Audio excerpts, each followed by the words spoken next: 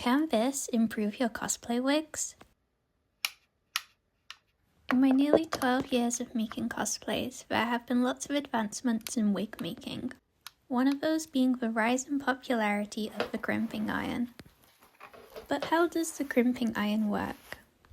So for crimping the fibres, I have set the crimper to 160 degrees because most wigs can be heated up to probably about 200 degrees Celsius maximum, and the trick to create volume and to reduce the amount the wig tangles without having super clear crimp marks is to do small sections, not to do it too hot, and also to not put the crimper on for too long.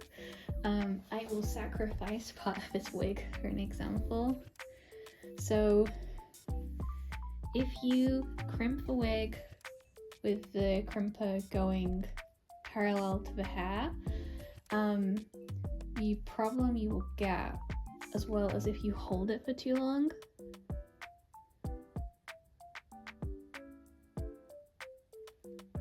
you'll get super visible crimp lines. If you hold it on too long, you get that texture that most people regularly relate with crimping.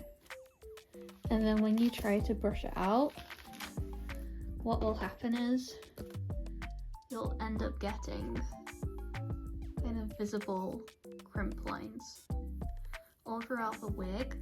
And this is why a lot of people don't like crimped wigs, because there is a bit of reputation with crimped wigs having these visible crimp marks. But if you hold your hair in small strands and you pull it out on an angle like so, and then I'm going to take my crimper and I'm just going to go nice and quick along the hair.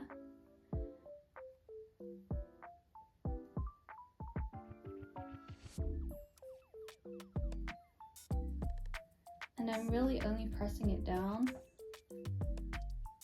really briefly. And then whilst it's still hot, you're going to comb out those crimp lines.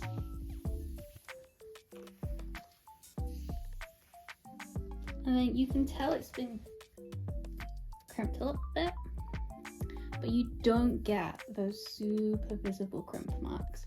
And you can also be a bit strategic with it. For example, this section of the wig is the bit that's going to get tangled the most, because this goes directly against your back. But also this is a section of the wig you don't really see, so you could actually really heavily crimp this section, have slightly visible crimp lines in it, but the more crimped it is, this section then will withstand tangling much better, as the fibres have friction against you and your costume. And then you could even leave the top part of the hair uncrimped, put that over, and then this almost acts as a barrier to save the rest of the fibre. And of course, if you want to control the crimp lines a bit more, you could do something like just take a flat iron over some parts of them.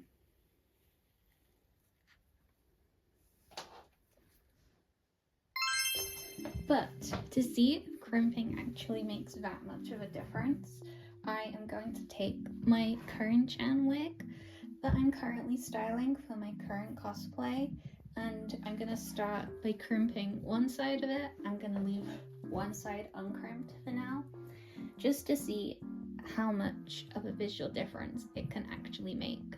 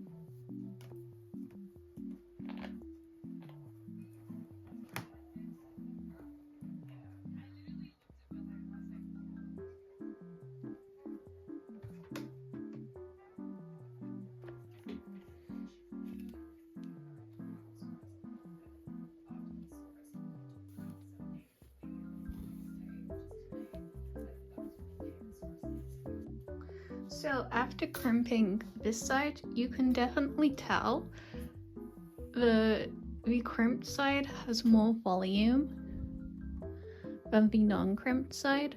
Because heat has been applied to it, it's straightened out a little bit on the side it's been crimped. But especially crimping is allowing the layers in the wig to gain a bit more fluff, so they're much easier to define with a bit of volume to them. Whereas on the side I haven't crimped, when you pull out the layers, they kind of just blend back into the wig, which I think is one of the really big differences. Just giving a bit more body to those layers. And another thing I did was on the underside of the wig, I've gone quite heavy with the crimping, and I'm finding this is creating basically a puff for the hair to sit on top of. So I'm going to now go and crimp the entire wig so that then I can style it.